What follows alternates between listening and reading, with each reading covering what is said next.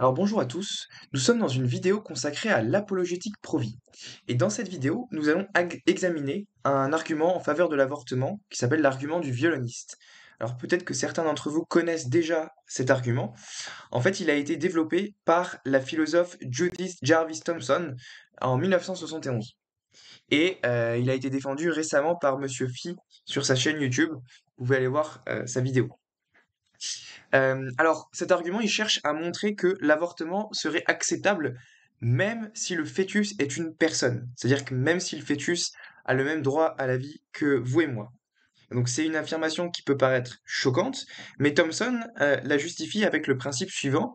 Elle soutient que même si le fœtus a un droit à la vie comme vous et moi, eh bien ce fœtus n'a pas le droit d'être maintenu en vie en faisant usage du corps de sa mère. Parce que, selon Thomson, le droit à la vie n'implique pas le droit d'être maintenu en vie en faisant usage du corps de quelqu'un d'autre. Et alors, comment est-ce qu'elle fait pour essayer de nous faire comprendre ce principe? Elle utilise une analogie. Et donc, son analogie, c'est la suivante. Elle nous dit, bah, imaginez que vous avez été kidnappé pendant la nuit et que vous vous réveillez le lendemain matin dans un hôpital branché à un violoniste très célèbre inconnu. Et le médecin vous dit que il est désolé, mais que vous allez devoir accepter de rester branché à lui pendant 9 mois pour qu'il survive. Et que après cette période, vous pourrez partir sans aucun désagrément. Et donc, Thomson soutient que si vous choisissez de vous débrancher du violoniste, vous ne violez pas son droit à la vie, mais vous le privez simplement de quelque chose, à savoir l'utilisation de votre corps, auquel il n'a aucun droit. Et donc, l'argument de Thomson consiste à dire qu'il serait charitable de prêter votre corps au violoniste en acceptant de rester branché à lui pendant 9 mois, mais qu'il ne s'agit pas là d'une obligation morale, vous n'êtes pas moralement obligé de le faire. Et donc, de même, il serait gentil qu'une mère décide de faire perdurer sa grossesse pendant 9 mois en laissant son enfant utiliser son corps, mais elle n'a pas l'obligation morale de le faire. Ainsi, puisque l'État ne devrait pas vous forcer à rester branché au violoniste pendant cette période des 9 mois, il ne devrait pas non plus vous forcer, forcer une mère à rester enceinte pour cette même raison. Et donc, d'après Thomson, même si le fœtus est une personne qui a les mêmes droits que vous et moi avec le violoniste, eh bien, son droit à la vie ne lui donne pas le droit d'utiliser l'utérus de sa mère pour rester en vie, pour être maintenu en vie. Et donc Thomson en conclut qu'il est moralement acceptable d'avorter. Donc on peut résumer l'argument de Thomson de la manière suivante. Prémisse 1, il est moralement permis de se déconnecter du violoniste. Prémisse 2, or l'acte d'avorter est moralement comparable à l'acte de se déconnecter du violoniste. Conclusion, donc il est moralement permis de se faire avorter. Alors la conclusion s'ensuit logiquement des prémices, donc si on veut la contester, il nous faut contester au moins une des deux prémices. Alors en général, la prémisse 1 est assez peu controversée au niveau universitaire. La plupart des philosophes, pro-vie comme pro-choix, sont d'accord pour dire que ça serait pas une faute morale si vous vous débranchez du violoniste. Mais alors ça, il y a quand même deux exceptions. Il y a Peter Singer qui a rejeté la prémisse 1 à l'issue d'un calcul utilitariste, parce que Peter Singer est un philosophe utilitariste, et donc lui il considère que en fait il y a l'obligation morale de rester branché pendant 9 mois, parce que ça contribue au bonheur général et au bien de la société. Mais peu de philosophes l'ont suivi dans cette voie. Il y a le philosophe thomiste David Auderberg qui avait aussi rejeté la prémisse 1 dans son livre Applied Ethics, où il défend que ça serait contraire au principe du double effet. Mais là, je ne vais pas rentrer dans les détails de ces arguments-là. Nous, on va se concentrer sur la prémisse 2. On va montrer que même si c'est moralement acceptable de se débrancher du violoniste, il s'ensuit pas pour autant que avorter est moralement acceptable. Et on va défendre que l'acte d'avorter n'est pas moralement comparable à l'acte de se déconnecter du violoniste.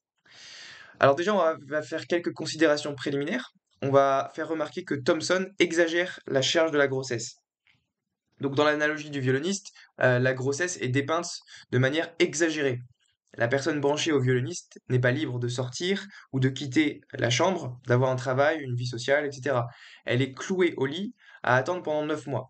Et ça, c'est absolument pas le cas dans la plupart des grossesses, qui laissent tout de même une grande liberté à la femme.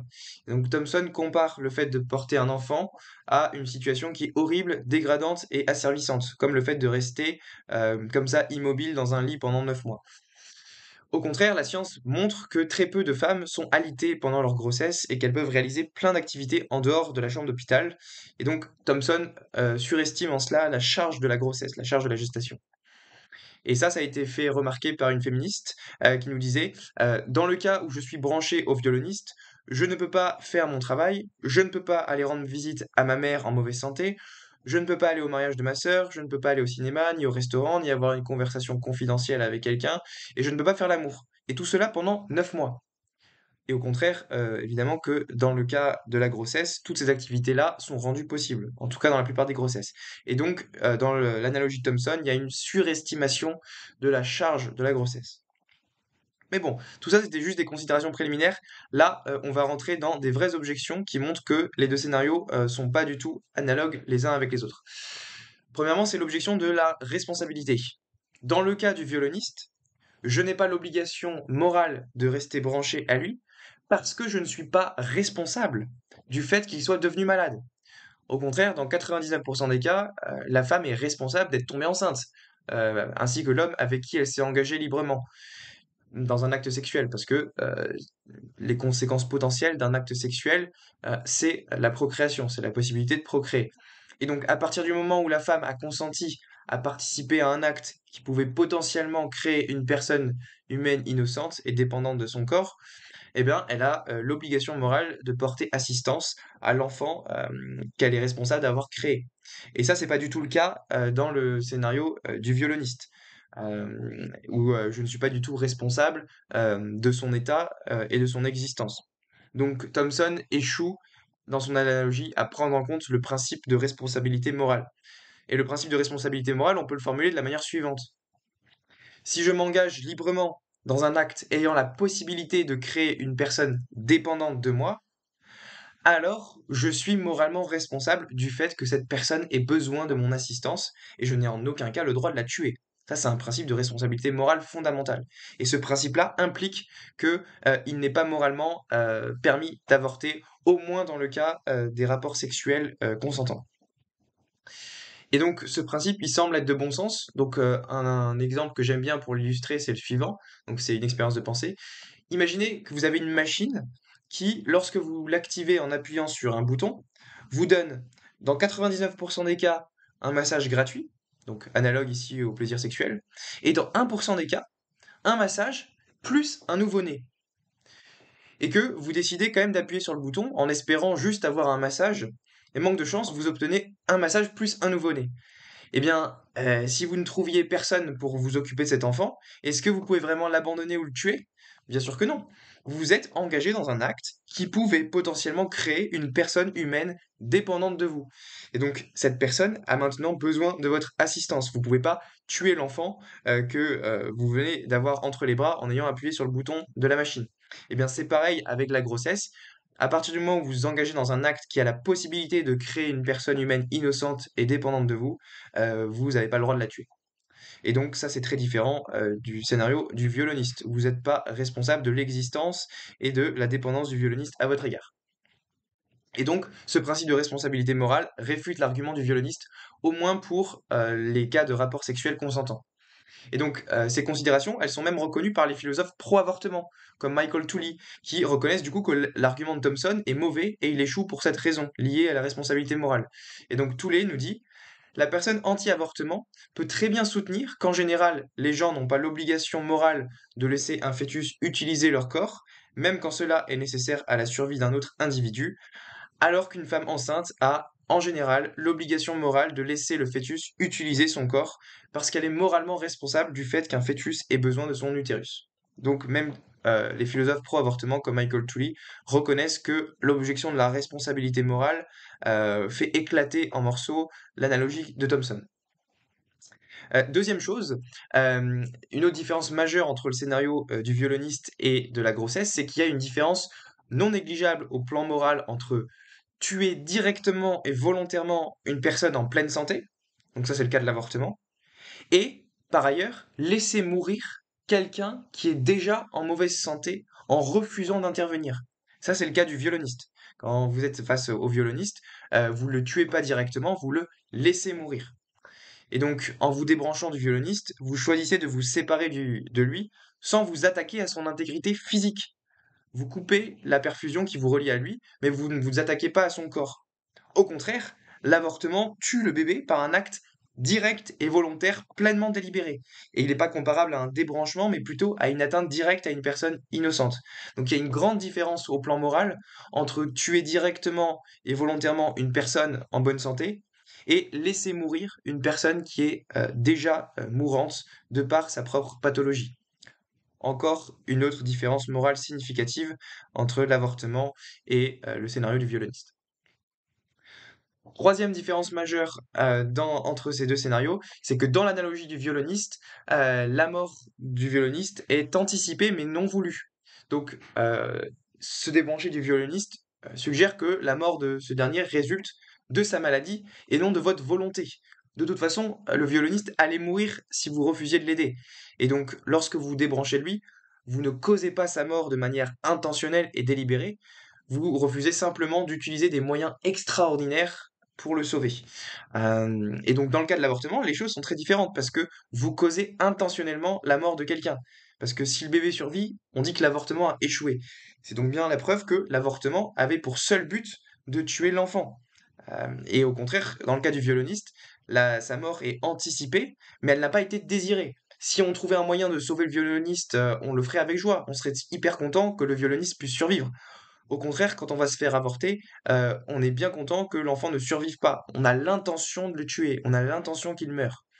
Et donc, par conséquent, la différence morale entre vouloir intentionnellement un effet et anticiper cet effet sans avoir voulu le causer permet de montrer que, il y a une grande différence morale entre le scénario du violoniste et l'avortement. Enfin, quatrième dysanalogie révélatrice, c'est que dans le cadre de la grossesse, on a affaire à une relation de dépendance mère-enfant.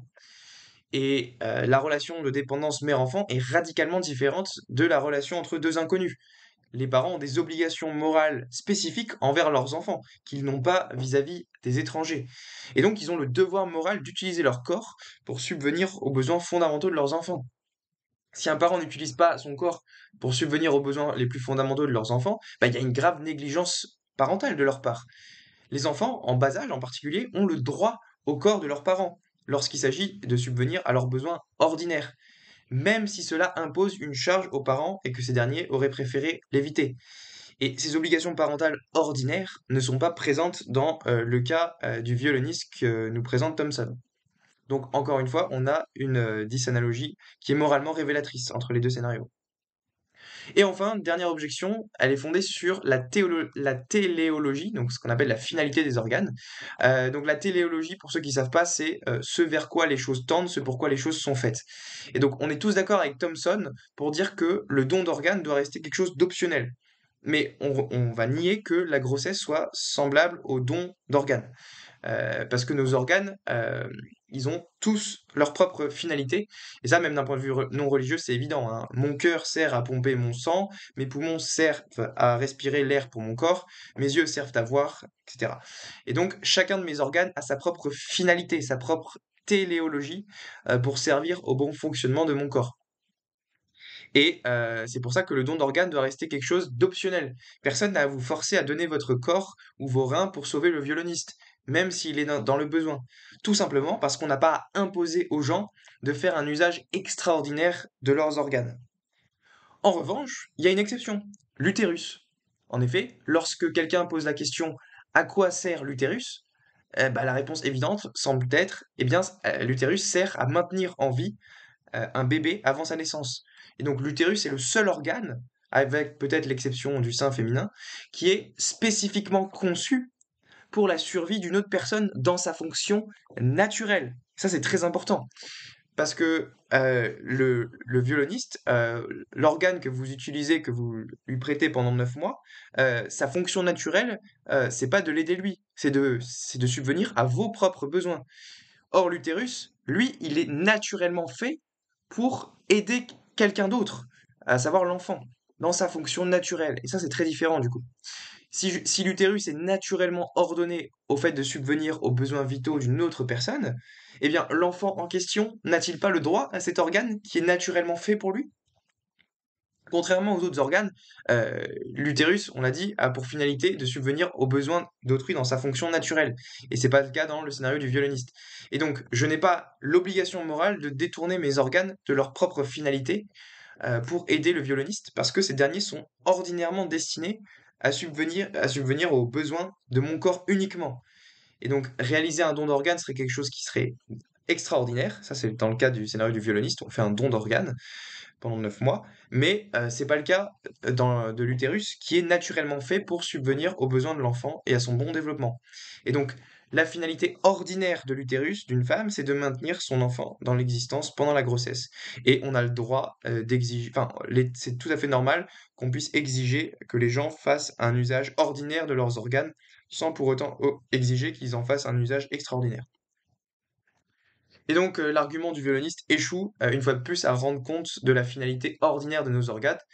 Et donc, moi, je dirais que c'est tout à fait étrange d'affirmer, comme le fait Thomson, que le fœtus aurait un droit à la vie comme vous et moi, mais qu'il n'aurait pas le droit de faire usage du seul organe qui est naturellement ordonné à le maintenir en vie sans la permission de la mère. C'est un peu comme si on disait, bah, les femmes ont le droit de vote, mais elles n'ont pas le droit d'en faire usage au bureau de vote sans la permission des organisateurs. Bah, dans les deux cas, on peut pas parler d'un véritable droit. Ça serait un peu malhonnête de prétendre le contraire. Et donc, en conclusion, on conclut que l'argument du violoniste échoue dans sa justification de l'avortement parce qu'il souffre d'au moins 5 différences écrasantes par rapport au cas de la grossesse. Et donc, on comprend pourquoi la majorité des philosophes pro-avortement rejettent cet argument. C'est pas du tout un argument que la majorité des philosophes pro-avortement défendent. La majorité des philosophes pro-avortement vont essayer d'argumenter d'argumenter en faveur du fait que le fœtus n'est pas une personne et donc il n'a pas le même droit à la vie que vous et moi. Mais si à partir du moment où vous acceptez que le fœtus est une personne, alors l'avortement est immoral et l'argument du violoniste échoue à montrer que l'avortement serait quand même acceptable dans ces circonstances.